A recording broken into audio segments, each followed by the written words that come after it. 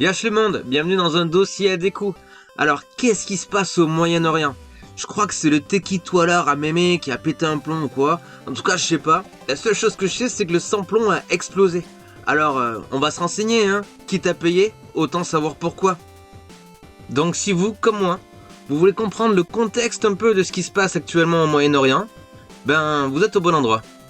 Alors, je regarde sur le monde et apparemment le 26 février, le médiateur omanais nous disait que les cycles de négociations entre USA avec Witkoff et Kushner et l'Iran avec Abbas Araghchi, Abba Araghchi. je vais les appeler les diplomates US et Iran.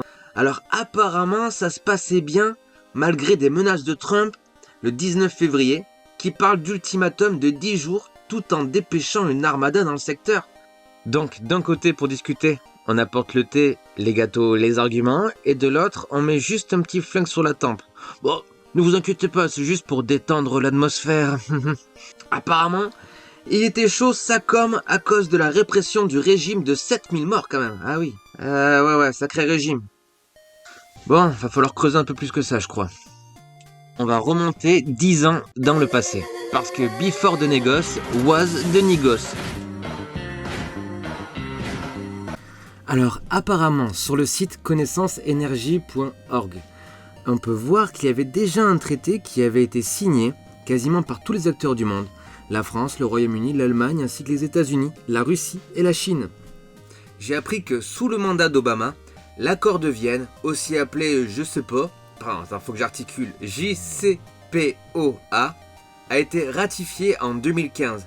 L'accord stipule qu'en échange d'une aide de l'Iran à lutter contre l'État islamique et de la dénucléarisation militaire et des recherches dans le domaine, les pays signataires lèveront une majeure partie des sanctions dues à l'embargo international. Apparemment, tout le monde y trouvait son compte. L'accord était signé pour 10 ans, jusqu'en 2025. L'Iran a respecté ces accords, s'est allié aux Irakiens pour affronter l'État islamique et réduit son stock d'uranium enrichi, sous le seuil demandé. Cependant, sur Refree.org, on voit que, en 2018, après l'investiture de Trump pour son premier mandat, celui-ci se retire des accords de Vienne, en somme, 3 ans après, en remettant en place l'embargo qu'il va alourdir au fil des années. Et ça, c'est juste parce que ce gros prouveur pensait faire mieux qu'Obama. Barack Obama va nous plonger dans la guerre parce qu'il n'a aucune habilité à négocier. Il est faible et inefficace. J'étais très fier d'avoir fait échouer l'accord sur le nucléaire iranien du président Barack Hussein Obama. C'était un document horrible et dangereux. Ils auraient eu des armes nucléaires il y a 3 ans. Et ils les auraient utilisées. Quel menteur celui-là. Mais je ne laisserai pas cela arriver. T'es vraiment menteur mon gars. Depuis près de 47 ans, ce régime T'es un très gros menteur. attaque les États-Unis et tue des Américains. Chaque fois que vous voyez quelqu'un à qui il manque des bras ou des jambes, Le mensonge, la manipulation, c'est ton arme violemment brisé, favorite. c'est presque certainement à cause d'une bombe iranienne posée en bord de route. Elles ont été placées là par le général Soleimani, qui était le père de la bombe en bord de route. Il pensait avec beaucoup de fierté, mais je l'ai limogé lors de mon premier mandat. C'était notre dernière chance de faire ce que nous faisons en ce moment et d'éliminer les menaces intolérables posées par ce régime malade et sinistre. Mais lui, j'étais très fier. L'Iran, de ce côté, a repris son activité nucléaire. À partir de là, silence radio jusqu'en 2025, où l'Iran a atteint un stock d'uranium enrichi plus grand que précédemment. Trump va donner un ultimatum de 2 mois aux Iraniens pour négocier. À partir d'avril, ça fout la pression, mais au moins ça discute. Ce sont les mêmes diplomates américains et iraniens qu'on a vus précédemment qui vont reprendre les négoces. Ils vont se rencontrer durant 3 cycles en avril, puis 2 autres en mai. Ce qui est très court pour négocier. D'autant plus avec Trump qui a déjà trahi les précédents accords et qui veut, en plus, rajouter une entière démilitarisation de l'Iran. On a compris pour le nucléaire, mais aussi de leurs missiles balistiques, tout en limitant drastiquement la production et l'achat d'armes. D'après ce que j'ai compris, L'Iran est favorable actuellement à l'arrêt de recherche sur le nucléaire militaire et à la profusion d'uranium enrichi, mais refuse catégoriquement l'abandon des missiles pour une question de sécurité nationale. On peut penser aux récentes guerres du Golfe opérées par les USA, mais l'avenir du passé là, pardon, leur donna raison de s'inquiéter. Car malgré le bon train des négociations, selon le médiateur omanais, le 12 juin, jour de l'ultimatum, aucun accord n'était trouvé. Et de toute façon, malgré la bonne progression de ces négociations, comme il était actuellement en février 2026, Israël attaque, entame l'opération Réveil du Lion, aussi connue sous le nom de la guerre de 12 jours. Lors de cette opération, Israël a effectué 1500 frappes sur l'Iran. Des cibles militaires comme des bases aériennes, des centres de recherche, mais aussi d'autres infrastructures civiles comme des établissements de santé, des centrales électriques, des aéroports. L'Iran répondra avec l'opération Promesse Honnête 3. 555 missiles et 100 drones. La plupart interceptés, 130 atteindront le territoire israélien. Il fut conjoint par Trump avec l'opération Marteau de minuit, le 21 et 22 juin. Un sous-marin lança 24 missiles Tomahawk.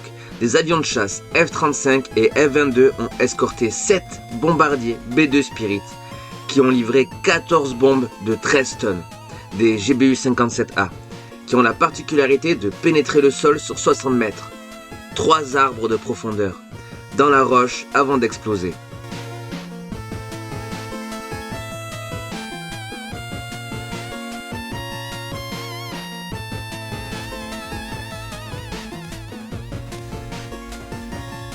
Leur cible, les sites nucléaires de Fordo, Natanz et Isfahan. Bilan des opérations, 2000 frappes dans une démonstration spectaculaire de force qui mit fin à la guerre de 12 jours.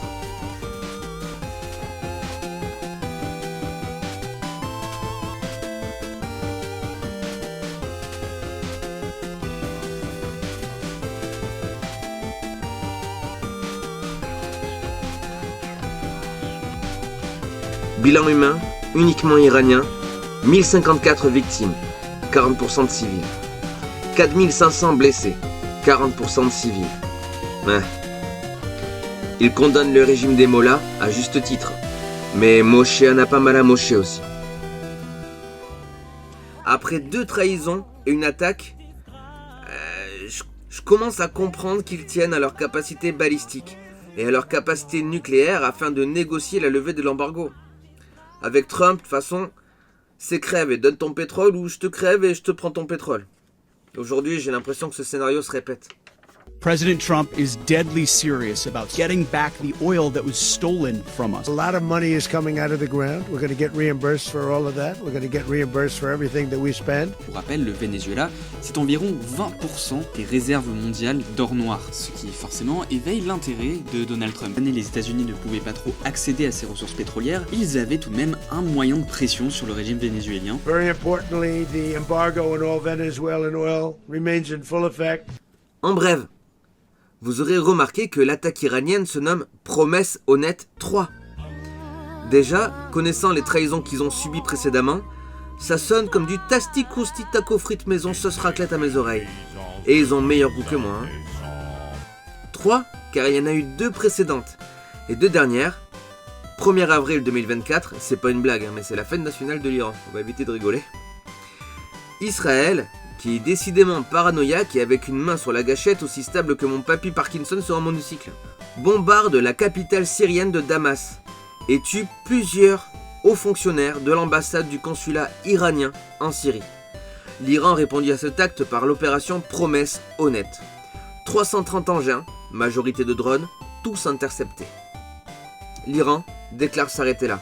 Alors Israël organise des frappes sur l'Iran 5 jours plus tard, mais ça va pas plus loin. C'est terrible de se dire que oh, ça va cette fois-ci, alors qu'on parle de machine de guerre, quoi.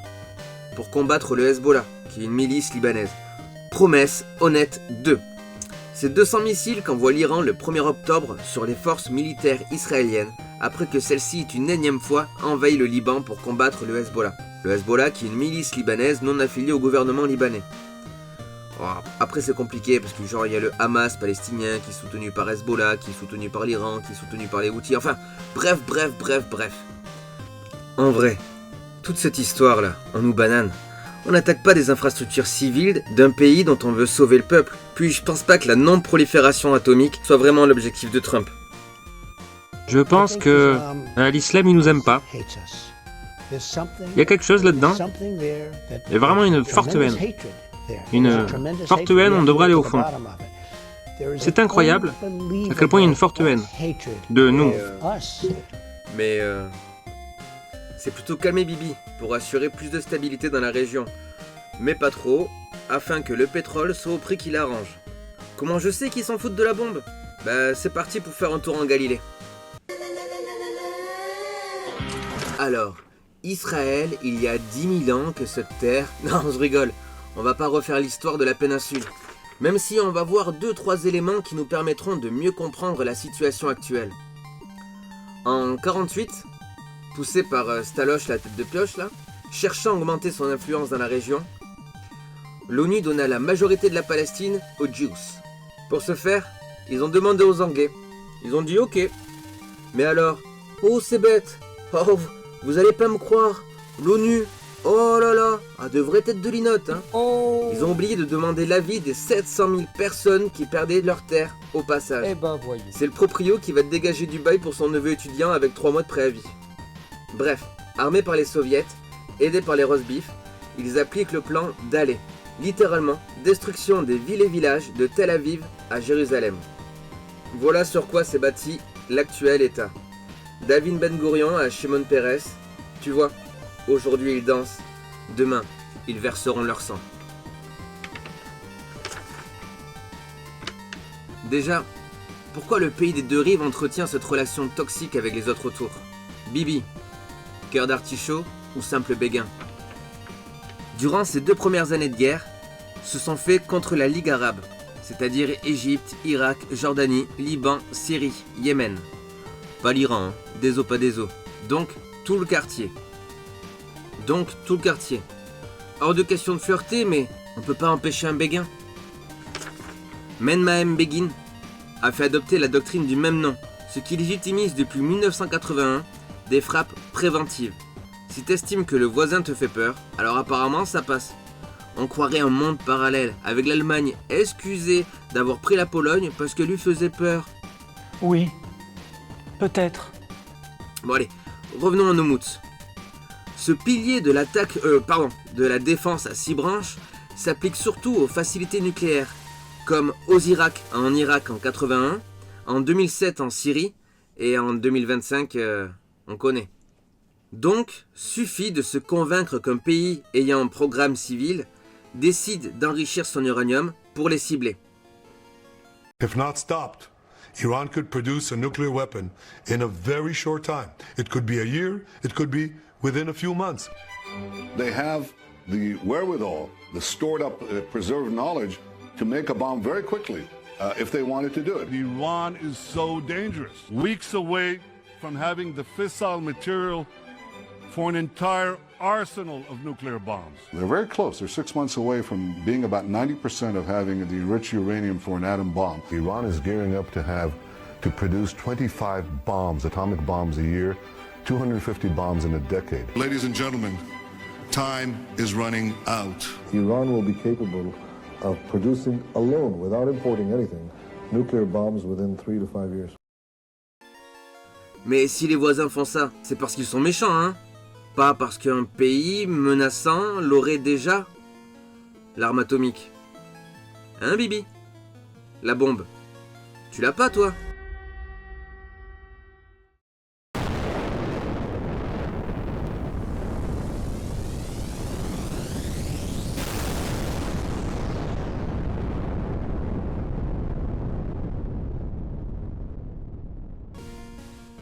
En pleine guerre contre la Ligue arabe, Famoso Ben Gourion lance son programme nucléaire. Il trouvera un allié avec De Gaulle, après le couplouplou des Tatous, où la France et les Anglais se font têche du canal de Suez par Nasser. Ils vont donc s'allier à l'Étoile Bleue, afin de livrer une classique. Bombardement surprise sous faux drapeau, et invasion. Mais c'est toute une histoire, on en parlera un autre jour peut-être, ou pas. En découle l'investissement français dans la centrale de Dimona, et Dassault se met à fournir des missiles et des avions capables de porter des ogives nucléaires. Puis, silence total. Silence suspect. Quand l'AIEA demande à visiter leur centrale nucléaire, surtout Dimona, qui a l'air d'être au cœur du nucléaire militaire, ah ben non, ah on n'a rien, on sait pas quoi vous montrer, allez à la plage plutôt, on a des jolis murs aussi, mais l'atome c'est chiant, c'est nul, non. Et donc, sans armes, pourquoi signer le TNP, le traité de non-prolifération, qui les soumettrait à des inspections? Alors oui, il y a bien eu une délégation américaine d'inspecteurs qui sont allés jeter un coup d'œil. Alors, trop bizarre, la visite de Dimona les a conduits dans une usine de textile, des jeans, Juste-A-Tech, des centrifugeuses civiles. Je vous avais dit, c'est bizarre peut-être, mais y a rien à voir. Putain. Plus tard, grâce à des héros comme Mordecai Vanunu, putain c'est stylé comme prénom ça, employé de cette base militaire, qui prit des photos et révéla la supercherie aux médias en 86. Bon, pour ça il s'est fait enlever à Rome, condamné à 18 ans de prison, et aujourd'hui libéré, il n'a quand même plus le droit de sortir de sa ville, ni de parler à des étrangers. Oh, il a bien essayé, hein, c'est sûr, en 40 ans. 2005, 2007, 2009, 2010. Ben à chaque fois il se retrouve en prison, ce qui donne, à mon sens, un poids significatif à ces allégations. Sans compter qu'en 1973, durant la guerre de Kippour, qui n'a pas été déclenchée par Israël, c'est à notifier, le ministre de la guerre, de la défense, demanda de préparer une application de la doctrine Samson, leur doctrine nucléaire. Non mais j'ai bien entendu? Leur doctrine nucléaire en 73. Alors la doctrine Samson c'est simple, ça consiste à tout envoyer d'un coup et sans distinction. Bon, je pense qu'on peut arrêter de faire semblant. Maintenant qu'on a statué que les deux belligérants en terre d'Orient sont les États-Unis et la terre de Canaan et que les deux ont la puissance nucléaire, je vous propose un petit interlude musical de mauvais goût, histoire d'évoquer et d'avoir quelques exemples des sanctions mises en place contre l'Iran. En vrai, j'ai une coupure de courant et j'avais pas sauvegardé ce projet, ce qui fait que j'ai dû recommencer la vidéo une deuxième fois. J'en peux plus, désolé d'avance. La question que je me posais, c'est depuis quand ces sanctions sont en cours? Allez, on continue de creuser. Je veux que mon embargo soit le plus beau, sans aucun répit, j'imposerai des défis. 79, gel 12, milliards d'actifs financiers 84, embargo sur les armes en pleine guerre, Iran-Irak, alors que Saddam utilise des armes chimiques. Mars 95, embargo sur le pétrole iranien. Sanctionnez tous, environs, je chercherai partout. Jusqu'au plus petit bout, je vais les endetter pour mieux les sanctionner. Mais 95, on interdit tout commerce avec l'Iran. 96, Amato Kennedy, investissement interdit dans le pétrole d'Iran, rétroactivement, donc total paiera 300 millions aux USA. Sanctionnez-les, faites-les payer. Et de tous leurs alliés isolés. 2004, interdit la collaboration scientifique en même temps les échanges d'étudiants. Si tu republies, alors tu seras puni. L'OFAC fout grosse pression à l'Iran. Sanctionnez-les tous, sanctionnez-les tous. Sanctionnez-les tous, sanctionnez-les tous. Sanctionnez donc tous ces gens d'Iran. On fait sauter les visas et achats aéronautiques. 2006, on durcit sur les services financiers. 2007, l'Union Européenne réapplique et applique les mêmes sanctions à un quart du monde qui s'implique par imitation. Y en a plus de 2162 que tu peux imposer. Devenir roi de l'embargo, c'est ma destinée. USA se dit ça suffit pas et donc essaie de faire appliquer les mêmes embargos par le monde en réseau Swift interdit, fret d'Iran interdit, l'argent, l'armement, le pétrole et c'est pas fini. Waouh, ça fait pas mal là. Et encore, je t'ai pas tout dit, y a pas que les USA, d'autres pays ont suivi. Ils font ce que je leur dis parce qu'ils veulent pas finir pareil, hein. Certains jouent les malins, mais regarde ce que je leur réserve. 2018, l'Inde arrête l'investissement en Iran, pendant que l'Europe magouille une opération de blanchiment, avec 15 textes pour vendre aliments et médicaments. 2019, interdit les échanges de capitaux. Waouh, ça fait pas mal là. En 2020, pandémie mondiale. Même la Chine a aidé pour aller livrer de la pharmacie, mais ça reste interdit, avec des organisations qui feront de l'intimidation si tu vends des vaccins aux Iraniens. Wow. Laisse-les reprendre leur souffle. Hors de question, je leur mets des patates pendant qu'ils sont à quatre pattes. Faut dire que ça résiste l'islamiste. Y en a 2562 que tu peux imposer. Devenir roi de l'embargo, c'est ma destinée. Oh putain. Union Européenne. Canada avec moi. On on sanctionne plus, on condamne tous les gens, même les navires marchands. Sanctionnez-les, sanctionnez-les, sanctionnez-les tous. De gens d'Iran.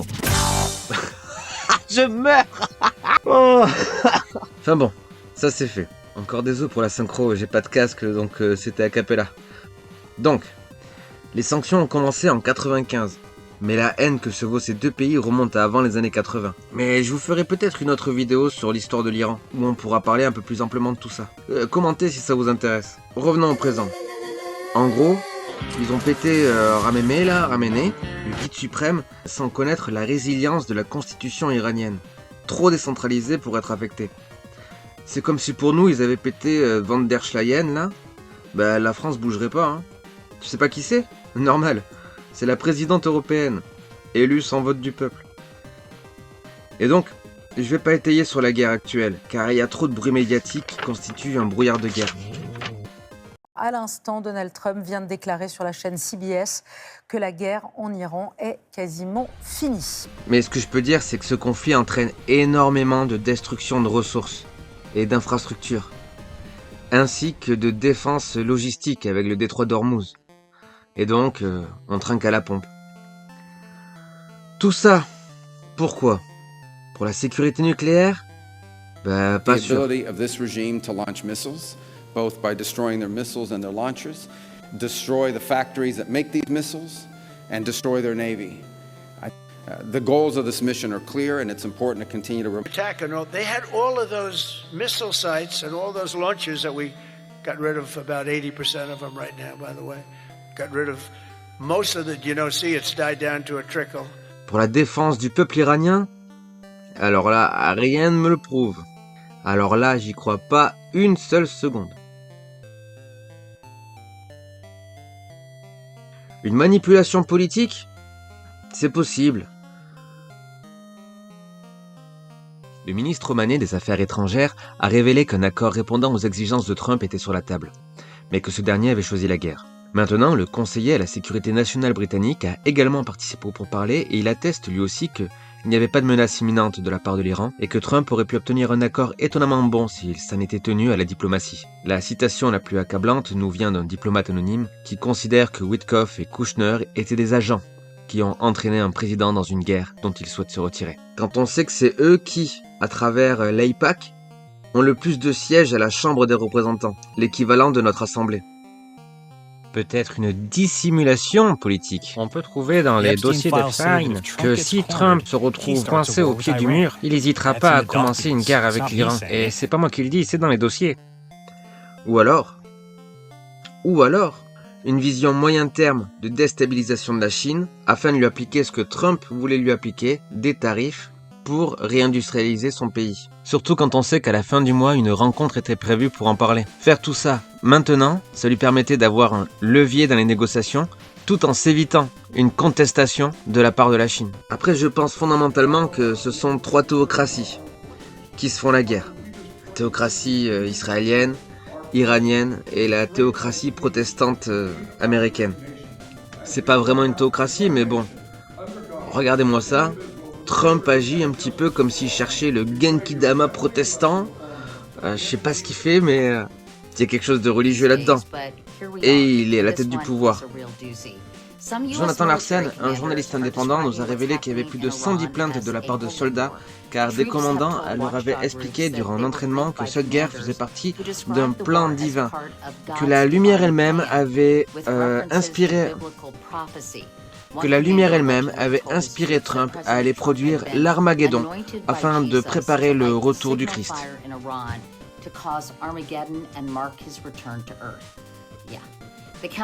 Donc moi je considère ça comme une théocratie. Momentanément peut-être, hein, j'espère. Et donc ce sont trois théocraties qui se font la guerre. Moi personnellement je suis du parti de personne, j'observe juste. Alors n'hésitez pas à compléter mon analyse dans les commentaires. Même critique, j'ai encore besoin d'évoluer, c'est sûr. Si vous avez des conseils, des petits tips, n'hésitez pas non plus à partager. J'essaie de rendre la vidéo accessible à tous. Merci du fond du cœur, si vous en êtes à ce moment de la vidéo pour l'entendre. N'oubliez pas le like. Bon je crois qu'on arrive à la fin et vu qu'on n'est pas sorti le cul des ronces, je vous souhaite une bonne journée et bien du courage. Ciao!